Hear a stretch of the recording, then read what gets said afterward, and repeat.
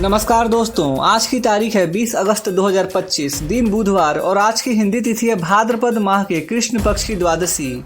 दोस्तों, 20 अगस्त का दिन इतिहास में कई वजहों से खास है।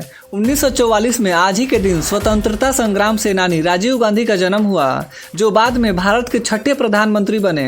राजीव गांधी भारत के सबसे युवा प्रधानमंत्री थे, जिन्होंने 40 साल की उम्र में पद संभाला। वे पूर्व प्रधानमंत्री इंदिरा गांधी और फिरोज गांधी के बेटे थे। राजनीति में सक्रिय होने से पहले वे इंडियन एयरलाइंस में पायलट थे। 1984 में इंदिरा गांधी की हत्या के बाद वे प्रधानमंत्री बने। उनके कार्यकाल में कंप्यूटर और टेलीकॉम क्रांति की शुरुआत हुई। वे आधुनिक भारत के तकनीकी युग के जनक माने जाते हैं। 1991 में तमिलनाडु के श्री पेरम्बदूर में चुनाव प्रचार के दौरान आत्मघाती हमले में उनकी हत्या हो गई। उन्हें मरणोपरांत भारत रत्न से सम्मानित किया गया। दोस्तों, ये था 20 अगस्त का इतिहास। तो चलिए अब जानते हैं आज की देश भर की सबसे बड़ी खबरें। प्रधानमंत्री मोदी ने एनडीए के उपराष्ट्रपति उम्मीदवार सीपी राधाकृष्णन के समर्थन में विपक्ष से सर्वसम्मत मतदान का अनुरोध किया।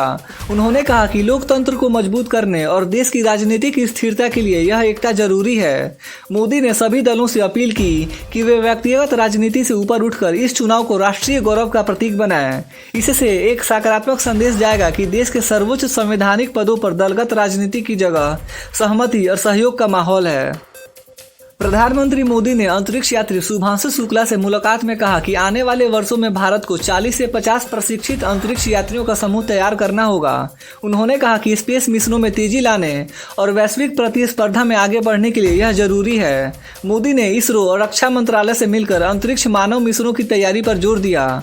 उन्होंने बताया कि भारत का लक्ष्य केवल उपग्रह प्रक्षेपण तक सीमित नहीं है, बल्कि भविष्य में अंतरिक्ष स्टेशन और चंद्रमा पर स्थायी मिशन की भी योजना बनाई जा रही है।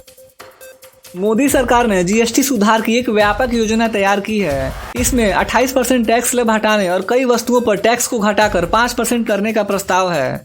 सरकार का मानना है कि इससे उपभोक्ता वस्तुएं सस्ती होंगी, महंगाई पर नियंत्रण मिलेगा और बाजार में मांग बढ़ेगी। प्रधानमंत्री मोदी ने कहा कि यह कदम छोटे कारोबारियों को भी राहत देगा और उद्योग जगत को प्रतिस्पर्धा के लिए मजबूती देगा। प्रधानमंत्री मोदी ने एनडीए बैठक में पूर्व प्रधानमंत्री जवाहरलाल नेहरू की तीखी आलोचना की। उन्होंने कहा कि नेहरू ने इंडस वाटर ट्रीटी करके देश के किसानों के हितों को नुकसान पहुंचाया। मोदी ने आरोप लगाया कि यह समझौता भारत के लिए दूसरा विभाजन साबित हुआ। उन्होंने कहा कि सरकार अब इस संधि की समीक्षा कर रही है और किसानों के हितों की रक्षा करना उसकी पहली प्राथमिकता है। मोदी के इस बयान को लेकर राजनीतिक हलकों में हलचल मच गई है।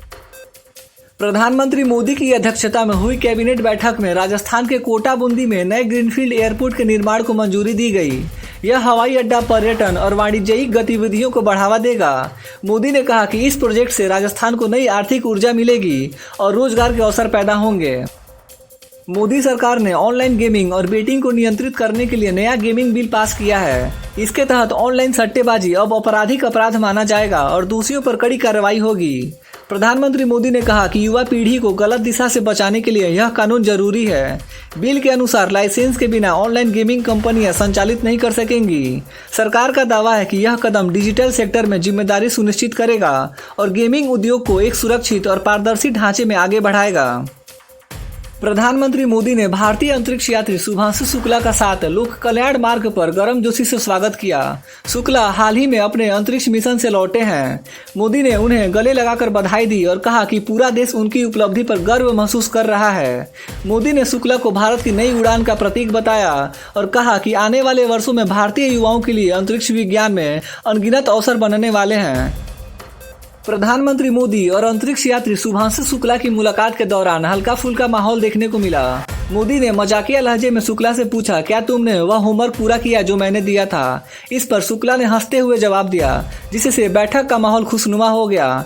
यह बातचीत सोशल मीडिया पर खूब चर्चा में है। लोग कह रहे हैं कि मोदी का यह अंदाज उन्हें और करीब लाता है। एनएसए अजीत डोभाल ने पुष्टि की है कि प्रधानमंत्री मोदी इस महीने के अंत में चीन का दौरा करेंगे। इस यात्रा में वे शंघाई कोऑपरेशन ऑर्गेनाइजेशन एससीओ शिखर सम्मेलन में हिस्सा लेंगे। यह मोदी की 2018 के बाद चीन की पहली यात्रा होगी। विशेषज्ञों का मानना है कि यह यात्रा दोनों देशों के रिश्तों को सुधारने की दिशा में बड़ा कदम साबित हो सकती है। मोदी की यह यात्रा न सिर्फ राजनीतिक बल्कि आर्थिक दृष्टिकोण से भी अहम मानी जा रही है, क्योंकि इसमें निवेश और व्यापारिक सहयोग पर भी चर्चा होगी। प्रधानमंत्री नरेंद्र मोदी ने रूसी राष्ट्रपति पुतिन को दोस्त बताकर उनकी तारीफ की और यूक्रेन संघर्ष को शांतिपूर्ण रास्ते से समाप्त करने की वकालत दोहराई। इस दौरान दोनों नेताओं के बीच फोन पर संवाद हुआ, जहां पुतिन ने ट्रंप के साथ हाल की अलास्का मुलाकात के कुछ महत्वपूर्ण तथ्य साझा किए। इसके साथ ही विदेश मंत्री एस जयशंकर ने चीनी विदेश मंत्री वांग यी से मुलाकात कर भारत चीन संबंधों में नरमी का संदेश दिया, जहां दोनों पक्षों ने फैसलों को झड़प में नहीं बदलने की इच्छा शक्ति जताई। यह संकेत है कि भारत अब द्विपक्षीय संवाद और सामान्यीकरण के रास्ते पर है। डोनाल्ड ट्रंप ने यूक्रेन के राष्ट्रपति जेलेंस्की से व्हाइट हाउस में बैठक की, जिसमें उन्होंने रूस यूक्रेन युद्ध के समाधान के लिए ट्राइलेटरल शिखर वार्ता की रूपरेखा तैयार करने की बात कही। ट्रंप का कहना था कि उन्होंने प्लानिंग शुरू कर दी है कि जेलेंस्की और पुतिन का आमना सामना हो, उसके बाद ट्रंप भी शामिल होंगे। ट्रंप का कहना है कि यह एक सकारात्मक लहजा है। ट्रंप ने जेलेंस्की से वैश्विक नेताओं की मौजूदगी में कहा कि अमेरिका युद्ध शांत समझौते के हिस्से के रूप में यूरोपीय सुरक्षा गारंटियां देने में मदद कर सकता है। उन्होंने बताया कि यह सबसे पहले यूरोपीय राजधानियों द्वारा मिलेगी, जबकि अमेरिका केवल समन्वय करेगा। जेलेंस्की ने इसे मेजर स्टेप फॉरवर्ड बताया और कहा कि गारंटियों को अगले 7-10 दिनों में कागज पर लाया जाएगा। यूक्रेन ने लगभग $90 अरब का अमेरिकी हथियार सौदा भी पेश किया। बिहार में बीपीएससी और अन्य राज्य परीक्षाओं के लिए कैबिनेट ने प्रारंभिक शुल्क ₹100 करने और मुख्य परीक्षा शुल्क को माफ करने का निर्णय लिया है। इस निर्णय से आर्थिक रूप से कमजोर अभ्यर्थियों को बड़ी राहत मिलेगी। यह घोषणा आज हुई कैबिनेट बैठक में की गई थी, जिसे मुख्यमंत्री नीतीश कुमार ने अध्यक्षता की। बिहार कैबिनेट ने राजगीर में 2 और वैशाली में एक 5 स्टार होटल निर्माण को मंजूरी दी है। इस पहल से पर्यटन को बढ़ावा मिलेगा और स्थानीय रोजगार सृजन में वृद्धि होगी। इसके अलावा राजगीर में एक नए क्रिकेट स्टेडियम का निर्माण भी कैबिनेट की मंजूरी में शामिल है। सरकार ने कृषि क्षेत्र की मजबूती के लिए 6 करोड़ की योजना भी स्वीकृत की। नीतीश कुमार के पुत्र निशांत कुमार ने तेजस्वी यादव द्वारा लगाए गए आरोपों का जवाब देते हुए कहा कि उनके पिता का 2 दशक तक मुख्यमंत्री रहते रहना उनके काम का नतीजा है। उन्होंने कहा कि जदयू के 20 वर्षों के कार्यों जैसे स्वास्थ्य, शिक्षा, बिजली और आरक्षण की वजह से जनता ने उन्हें लगातार समर्थन किया है। निशांत ने भरोसा जताया कि चुनाव के बाद फिर से उनके पिता मुख्यमंत्री बनेंगे और उनकी सेहत पूरी तरह ठीक है। मुख्यमंत्री योगी आदित्यनाथ ने कहा कि 2017 से यूपी पुलिस की कार्यप्रणाली में जबरदस्त बदलाव आया है। अपराधियों को अब 24 से 48 घंटे में गिरफ्तार कर लिया जाता है। फॉरेंसिक लैबों की संख्या 4 से बढ़ाकर 12 कर दी गई है। 6 और निर्माणाधीन है। साथ ही 75 जिलों में mobile forensic unit, cyber police station और 1587 पुलिस थानों में साइबर हेल्प डेस्क स्थापित किए गए हैं।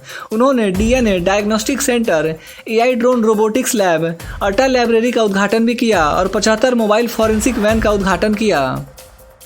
योगी आदित्यनाथ ने UP state institute of forensic science Lucknow में देश का पहला ड्रोन फॉरेंसिक लैब शुरू किया। यह लैब ड्रोन की रियल टाइमिंग ट्रैकिंग, उड़ान पथ, मूल और पेलोड पहचान, साथ ही विस्फोटक जैसी खतरनाक वस्तुओं का पता लगाने की तकनीक से लैस है। पुलिस और फॉरेंसिक टीमों को ड्रोन संचालन व विश्लेषण में प्रशिक्षण भी प्रदान किया जाएगा। यूके और उत्तर प्रदेश सरकार के बीच एक मऊ पर हस्ताक्षर हुए, जिसके तहत हर वर्ष 5 प्रतिभाशाली छात्रों को पूर्ण वित्तीय सहायता के तहत यूके में अध्ययन करने का अवसर मिलेगा। यह घोषणा लखनऊ में ब्रिटिश उच्चायुक्त लिंडी कैमरन और मुख्यमंत्री योगी आदित्यनाथ की मौजूदगी में की गई। इस छात्रवृत्ति का उद्देश्य शिक्षण, अनुसंधान और विश्व नेतृत्व में उत्कृष्टता प्राप्त करने वाले विद्यार्थियों को प्रोत्साहित करना है। राजस्थान में सरकारी स्कूलों में नौकरी का इंतजार कर रहे युवाओं के लिए बड़ी खुशखबरी है। Rajasthan public service commission RPSC ने सीनियर टीचर यानी सेकेंड ग्रेड टीचर के 6500 पदों पर भर्ती प्रक्रिया शुरू कर दी है। आवेदन की प्रक्रिया 19 अगस्त 2025 से शुरू हो चुकी है और इच्छुक उम्मीदवार आरपीएससी की आधिकारिक वेबसाइट rpsc.rajasthan.government.in पर जाकर ऑनलाइन आवेदन कर सकते हैं। दोस्तों, आइए जानते हैं आज के मौसम अपडेट्स के बारे में। तो आज नई दिल्ली में हल्की बारिश की संभावना बन गई है। आसमान में बादल छाए रहने से तापमान में थोड़ी राहत मिल सकती है। उत्तर प्रदेश में अगले 3 दिनों तक तेज गर्मी और उष्ण बनी रहेगी। बारिश की संभावना बहुत कम है। वहीं बिहार में भी उष्ण भरा मौसम रहेगा। बारिश की कोई ठोस संभावना नहीं दिख रही है। उत्तराखंड में देहरादून समेत 7 जिलों में येलो अलर्ट जारी है। हालांकि पिछले दिनों की भारी बारिश में अब धीरे धीरे राहत मिल रही है, लेकिन हल्की से मध्यम बारिश की संभावना अभी भी बनी हुई है। तो दोस्तों, आज की खबरें यहीं पे समाप्त होती हैं। अब हम आपसे 2 जनरल नॉलेज का क्वेश्चन पूछेंगे। अगर आपको मालूम है तो कमेंट करके जरूर बताना। क्वेश्चन नंबर 1, भारत का सबसे पहला रेलवे स्टेशन कौन सा था? Option A Howrah junction, option B Bori Bunder station Mumbai, option C New Delhi railway station, option D Chennai central station. दोस्तों अगर आपको इसका जवाब मालूम है तो कमेंट करके बताओ, अगर नहीं मालूम है तो कोई बात नहीं, आज आपको कुछ नया जानने को मिलेगा। तो इस क्वेश्चन का सही जवाब है option B Bori Bunder station Mumbai. Bharat का सबसे पहला रेलवे स्टेशन बॉम्बे बोरी बंदर स्टेशन था, जिसे आज छत्रपति शिवाजी महाराज टर्मिनस मुंबई के नाम से जाना जाता है। तो चलिए बढ़ते हैं दूसरे नंबर क्वेश्चन की तरफ। तो भारत में पहली यात्री ट्रेन कब चली थी? ऑप्शन ए 16 अप्रैल 1853, ऑप्शन बी 1 जनवरी 1850, ऑप्शन सी 15 अगस्त 1857, ऑप्शन डी 2 अक्टूबर 1860। दोस्तों अगर आपको इस क्वेश्चन का आंसर मालूम है तो आप कमेंट करके बता सकते हो, देखते हैं कितने लोगों को मालूम है। तो इस क्वेश्चन का सही आंसर है ऑप्शन है 16 अप्रैल 1853। भारत में पहली यात्री ट्रेन 16 अप्रैल 1853 को चली थी। यह ट्रेन मुंबई के बोरी बंदर स्टेशन से ठाणे तक चली और लगभग 34 किलोमीटर का सफर तय किया। ट्रेन में 14 डिब्बे और 400 यात्री थे। इसी दिन से भारतीय रेलवे का इतिहास शुरू हुआ। तो दोस्तों आज के लिए बस इतना ही था। ऐसी ही इन्फॉर्मेटिव वीडियोस और देश भर के छोटे बड़े अपडेट्स देखने के लिए हमारे यूट्यूब न्यूज़ चैनल इंडियन जनता न्यूज़ को सब्सक्राइब जरूर करें। मिलते हैं अगले वीडियो में, तब तक के लिए बाय बाय, टेक केयर, जय हिंद।